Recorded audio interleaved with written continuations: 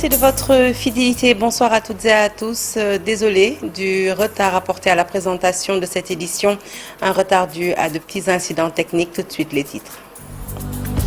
Depuis la capitale française où il se trouve dans le cadre d'une tournée politique, Barthélémy Dias décoche des flèches à l'endroit du Premier ministre Ousmane Sonko. L'ancien maire de Dakar annonce sa décision de faire face au chef du gouvernement qui a affirmé qu'il n'y avait plus d'opposition dans le champ politique. Lancement des opérations pré-hivernales pour l'assainissement et le curage des canaux. L'objectif, la prévention de potentielles inondations. Diamaguène Sicap Mbao a abrité les travaux en présence du ministre de l'eau et de l'assainissement. Le Nyanu Ndakaru, une ancienne tradition consistant à faire des prières et des sacrifices renouvelés ce dimanche. Le grand serigne de Dakar, Abdoulaye Makhtar Diop, a présidé la cérémonie. Les détails au cours de cette édition. Et puis hors de chez nous, la mort de l'ancien président du Nigeria, Muhammadu Buhari, est décédé ce 13 juillet à l'âge de 82 ans dans une clinique à Londres. Une disparition qui marque la fin d'un parcours politique marqué par son engagement dans la lutte contre la corruption. Voilà pour les titres. Le développement, c'est tout de suite.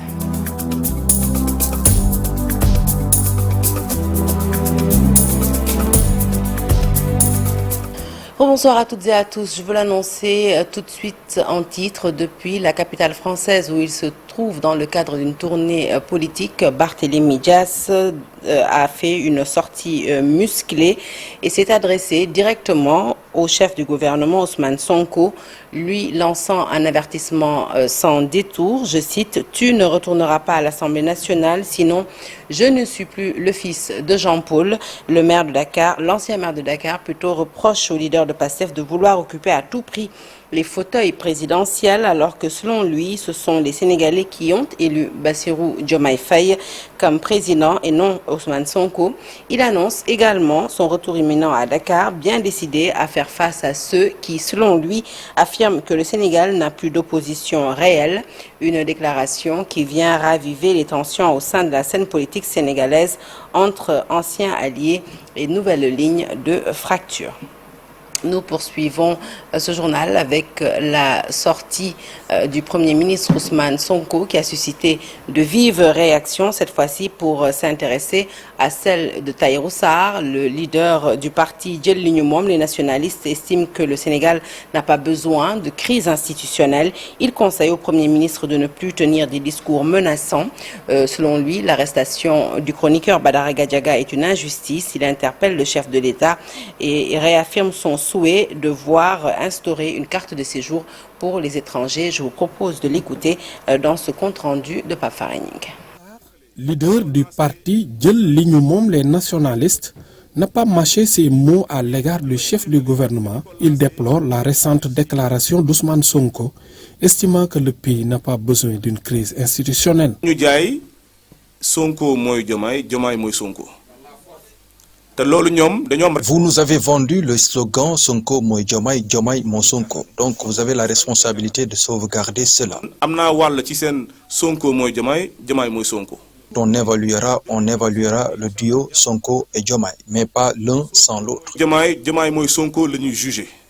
Mais qui ne juge Diomaye kese wala qui ne juge Sonko kese. Il juge que le Premier ministre doit changer de stratégie car on ne menace pas ses concitoyens. Concurrence yakante bobu nonou. C'est-à-dire, cette concurrence déloyale doit prendre fin, c'est-à-dire continuer de ternir l'image d'une personne. Pour moi, seul le Premier ministre peut mettre fin à cela car il doit avoir un discours fédérateur et conciliateur. Il faut qu'il sache qu'on ne menace pas les Sénégalais. La preuve, Ousmane Sonko a tout subi dans ce pays. À la fin, il est aujourd'hui le Premier ministre.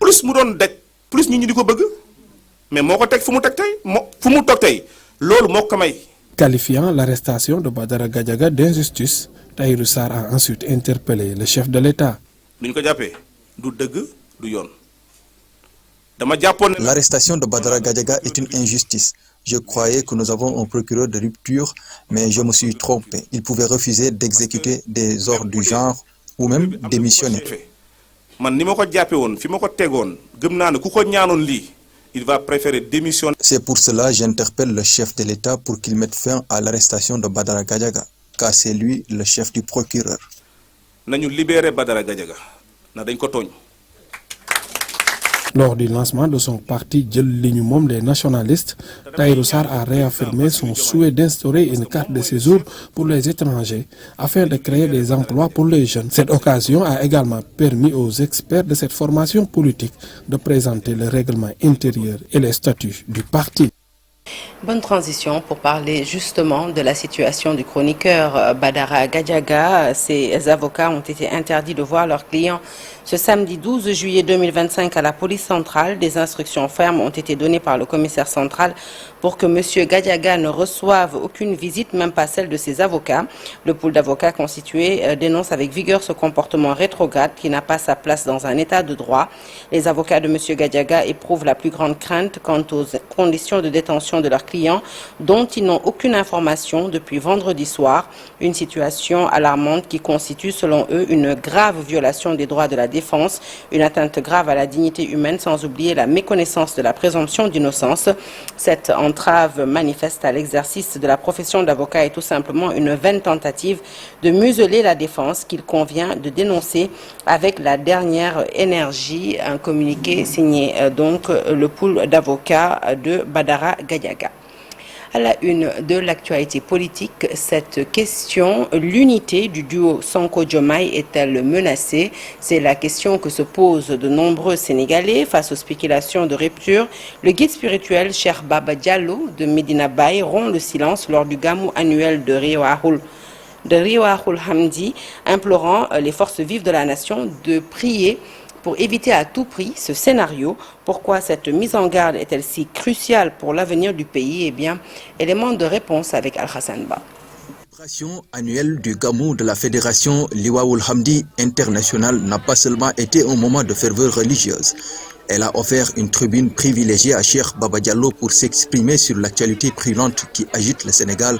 Au cœur de ses préoccupations, les craintes d'une probable rupture entre le président Diomaye Faye et le leader de PASTEF Ousmane Sonko. Je prie pour que tous les acteurs, chefs religieux, acteurs politiques, prient que la paix règne entre Ousmane Sonko et Diomaye, parce que c'est la paix entre Ousmane Sonko et Diomaye, la paix intérieure, c'est ça qui va nous donner la paix extérieure. Sans la paix intérieure entre Diomaye et Sonko, entre nous Sénégalais, on craint de ne pas avoir une paix extérieure, que le Sénégal est un pays exemple. Abordant la question des multiples arrestations, Cheikh Baba Diallo a exhorté les autorités à ne pas politiser les interpellations. En parallèle, il a insisté sur la nécessité d'éviter les invectives et d'élever le niveau du débat politique pour un dialogue plus constructif. On ne doit pas s'insulter, on ne doit pas se calomnier, on doit se respecter. Donc j'invite à toute la population, tous les acteurs politiques, de faire la politique constructive, pas d'animer le problème d'ennemis. On n'est pas des ennemis, mais on est des acteurs politiques qui veulent construire notre Sénégal. Plusieurs activités ont été menées tout au long du Gamou, notamment des consultations médicales gratuites organisées avec le soutien précieux du docteur Rose Wardini. Pour elle, cette initiative est devenue une tradition et illustre l'engagement de son mouvement en faveur d'une politique utile au service direct des populations. Comme vous le savez, le mouvement œuvre à travers une politique de développement et une politique sociale. Donc nous avons toujours été sur le terrain depuis des décennies pour assister les populations. Nous faisons de la politique utile. Donc nous sommes toujours sur cette voie. Dr Rose Wardini, qui n'a jamais cessé de faire des efforts depuis des années à nous accompagner sur des actions humanitaires, faire des consultations gratuites, comme elle a l'habitude de le faire. Plusieurs autorités de haut rang ont tenu à prendre part à cette célébration, marquant l'importance de l'événement. Des diplomates, des acteurs politiques de la Gambie voisine, ainsi que de nombreuses personnalités et disciples venus de l'intérieur du pays et de l'étranger ont honoré de leur présence ce Gamou de la Fédération Liwaoul Hamdi International. Je vous l'ai annoncé tout à l'heure, depuis la capitale française où il se trouve dans le cadre d'une tournée politique, Barthélémy Dias a décoché des flèches à l'endroit du Premier ministre Ousmane Sonko. L'ancien maire de Dakar annonce sa décision de faire face au chef du gouvernement qui a affirmé qu'il n'y avait pas d'opposition dans le champ politique. Je vous propose de l'écouter. Nous acceptons la volonté divine. Le peuple sénégalais a choisi Bassirou Diomaye Faye et je lui souhaite paix, courage et réussite dans ses fonctions. Mais Je le dis avec fermeté, nous ferons face à tous ceux qui veulent mettre ce pays en péril. Nous ne l'accepterons pas. Je ne suis pas pressé, mais je reviendrai au Sénégal parce que je suis un homme de principe. Il y a une ligne rouge que certains tentent de franchir. Et s'il faut le dire clairement, si quelqu'un comme Ousmane Sonko retourne à l'Assemblée nationale après avoir quitté son poste, alors moi, je ne suis plus le fils de Jean-Paul Diaz. Retenez bien cela, nous ne laisserons pas faire. Je ne cherche rien à l'Assemblée nationale, j'y ai déjà siégé. Je n'ai jamais manœuvré pour y retourner. Ceux qui ont utilisé leur lobby pour manipuler le système, je les ai laissés faire. Mais qu'ils sachent une chose, la mairie de Dakar, elle, n'est pas un jouet politique. Ce qu'il s'est passé là-bas, c'était un braquage électoral et ceux qui y ont participé le regretteront, je vous le promets. Ce n'est pas une menace. Je ne suis pas un homme qui menace, je suis un homme de principe. Il ne s'agit pas de moi, il ne s'agit pas de mon mandat, il s'agit de la volonté du peuple de Dakar qui a choisi son maire au suffrage direct. Et ce peuple, je le défendrai jusqu'au bout. Lutte contre les inondations sur l'étendue de la région de Dakar, le ministre de l'Eau et de l'Assainissement, Cheikh Tidiane Dièye, à travers l'ONAS, a lancé les opérations pré-hivernales à Diamaguène Sicap Mbao, des opérations essentiellement d'assainissement et de curage des canaux d'évacuation. Il a exhorté les populations à s'allier aux efforts du gouvernement pour lutter contre de potentielles inondations. Nous l'écoutons au micro d'Abdoulaye Patéane. Partiellement réussi à finir certains de ces travaux structurants, tandis que d'autres sont encore en cours et devraient être finalisés pour certains travaux d'ici le 15 juillet, pour d'autres d'ici la fin du mois de juillet. Mais lorsque tous ces travaux seront terminés, nous aurons pas résolu 100% du problème, mais une bonne partie de ce problème, parce que je l'avais dit, ce sont des travaux structurants qui ont démarré et qui seront poursuivis année après année, pour que dans les toutes prochaines années, nous ayons réussi à défaut de les vaincre intégralement, ce qui est difficile, au moins atténuer assez considérablement les risques d'inondation dans le pays. C'est que nous sommes convaincus qu'on ne peut venir à bout de ces phénomènes d'inondation qui sont des phénomènes complexes sans une symbiose parfaite entre le travail technique qui se fait par les équipes de travail d'appui de terrain par les associations et les collectivités pour pouvoir avoir les résultats les plus tangibles.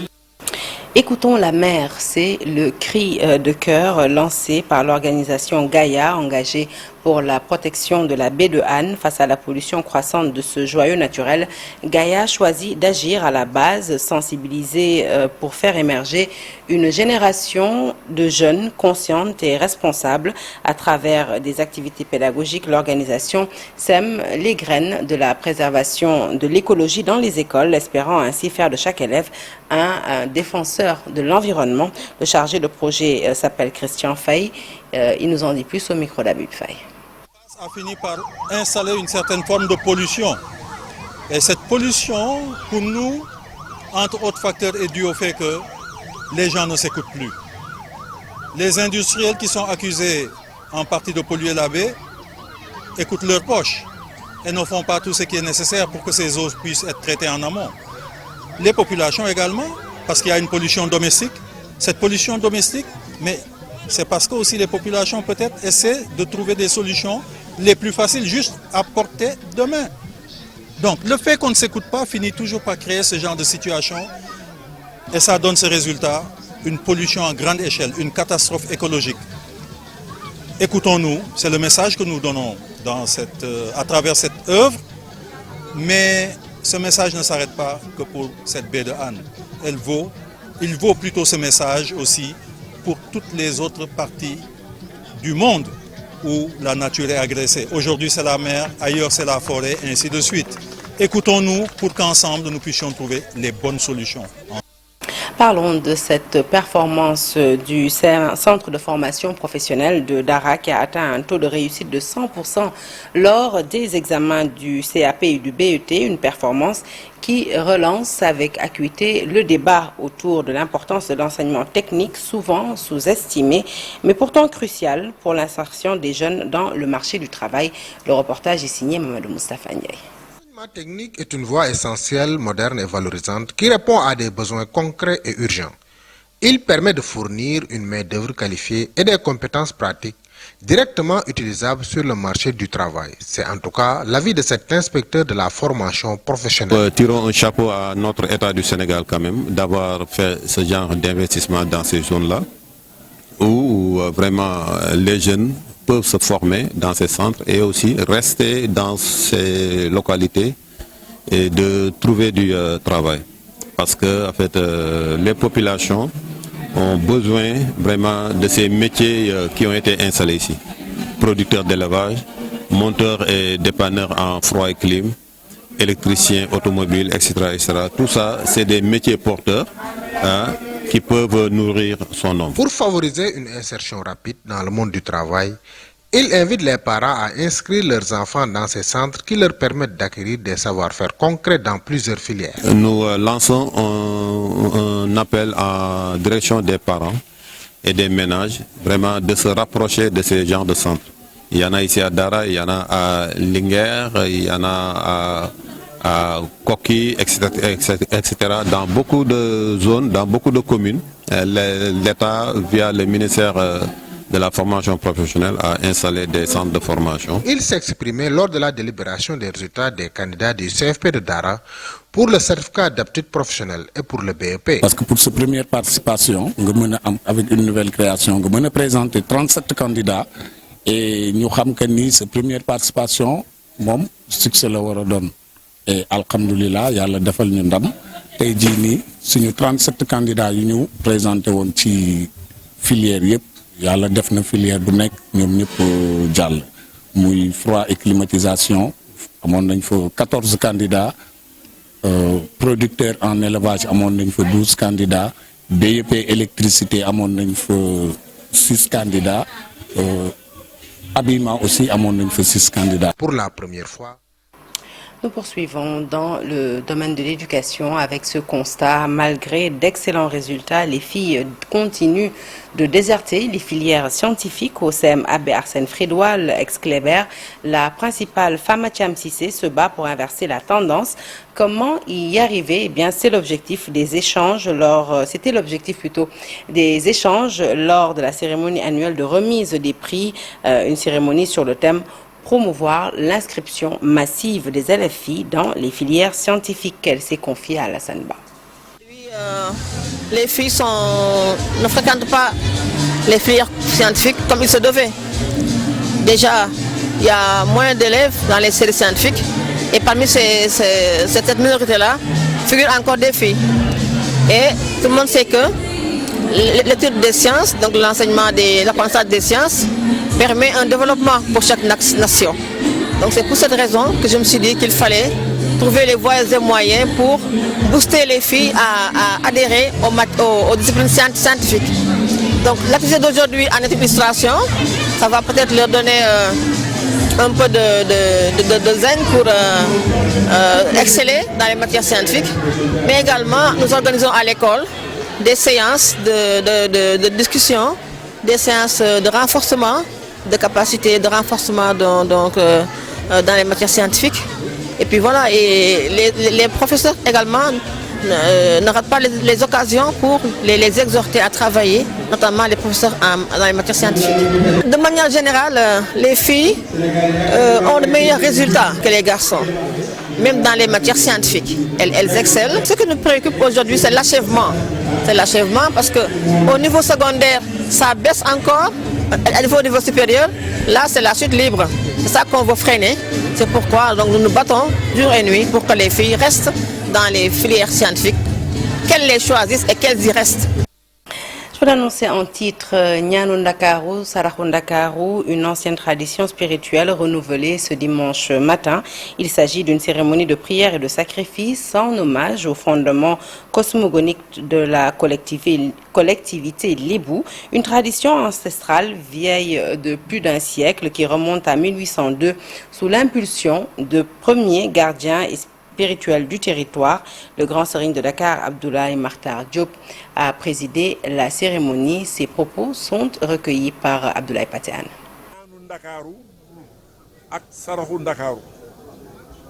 Donc ce sont des cérémonies qui concernent Dakar. Et le Dakar de l'époque était le concentré de tout le Sénégal. Et aujourd'hui, en répétant la même chose, nous avons... 24 heures sans eau ni électricité. Les populations de Sédhiou sont très remontées contre la Sénélec. Elles dénoncent le mutisme de la société nationale. Face à cette situation, de nombreuses familles ont vu leurs denrées alimentaires détériorées.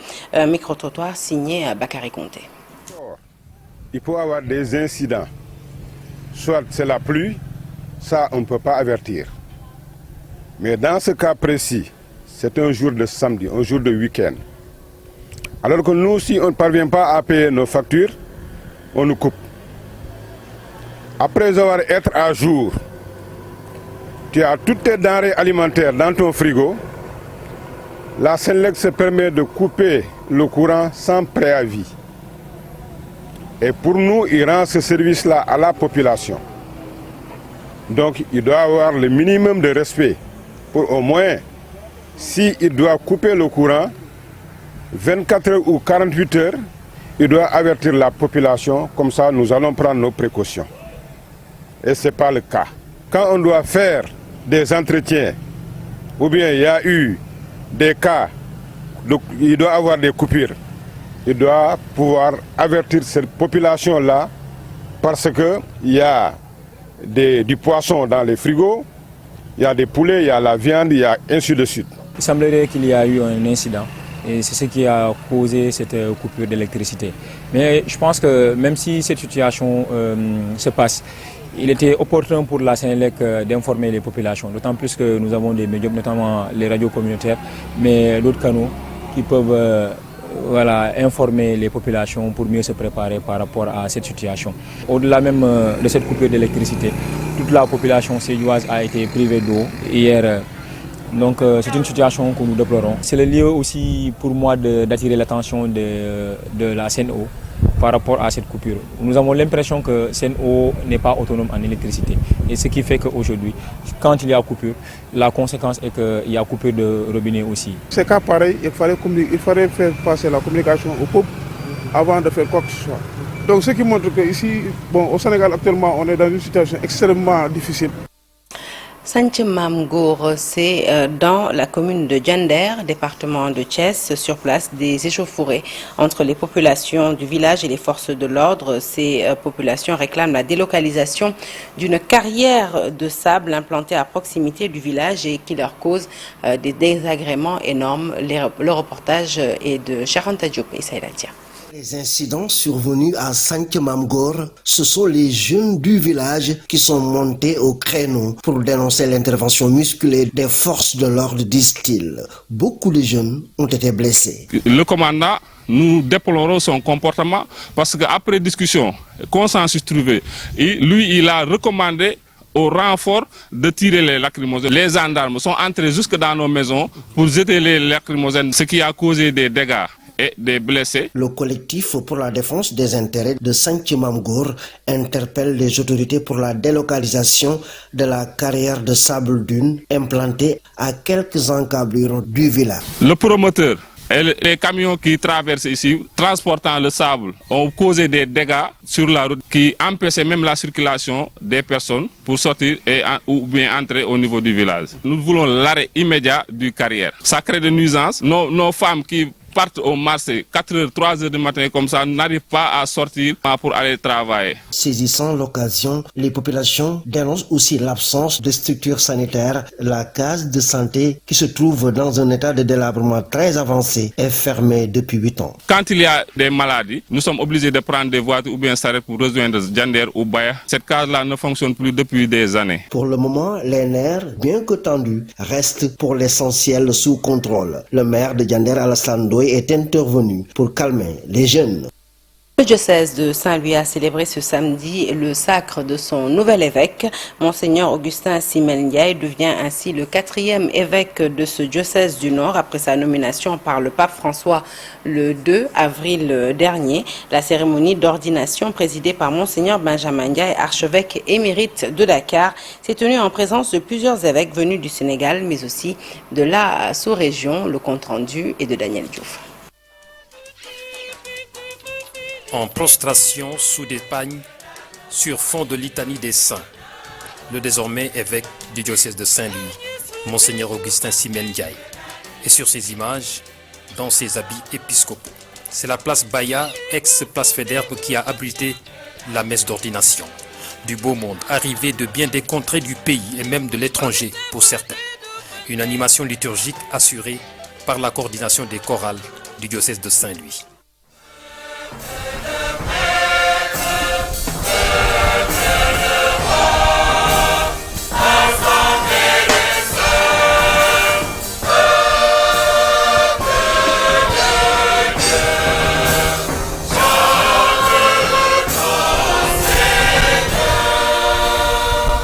La charge épiscopale peut sembler écrasante par son poids spirituel et pastoral, mais l'évêque n'est jamais seul.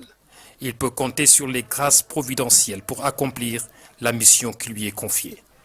Cher Monseigneur Augustin Simen Ndiaye, l'appel à l'épiscopat a de quoi donner le vertige, car cela ne va pas de soi, de se voir tout d'un coup propulsé au devant de la scène ecclésiale, quand on imagine le poids de la charge et que l'on mesure ses propres limites. Mais c'est le Seigneur qui appelle et qui instruit. C'est le Seigneur qui forme et qui façonne. C'est le Seigneur qui soutient l'élu de son cœur par sa grâce multiforme pour l'aider à vivre sa mission. Qu'il anime et bénisse votre ministère épiscopal. Pour guider le peuple de Dieu sur les sentiers de la foi, Monseigneur Augustin Simen Ndiaye s'appuie déjà sur un solide capital spirituel, humain et pastoral. Ses ressources intérieures et acquises au fil de son parcours ecclésiastique nourrissent sa disponibilité à assumer, avec foi et discernement, la haute mission de pasteur. Nous restons convaincus que votre solide formation académique et votre riche expérience pastorale variée vous ont déjà suffisamment préparé à cette lourde charge de pasteur que nous avons désormais en partage ensemble. C'est pourquoi j'invite tous vos diocésains en général, votre clergé en particulier, vos premiers collaborateurs à coopérer avec vous pour réussir ensemble de manière synodale à relever les nombreux défis sociaux pastoraux de ce diocèse de Saint-Louis qui est l'aîné de notre province. Et puis cet appel du nonce apostolique à l'unité et à la co-responsabilité. Son Excellence Valdemar Stanislav Sommertag invite les fidèles à accueillir leur pasteur avec amour, à le suivre avec confiance, mais aussi à s'engager pleinement à ses côtés dans la mission pastorale.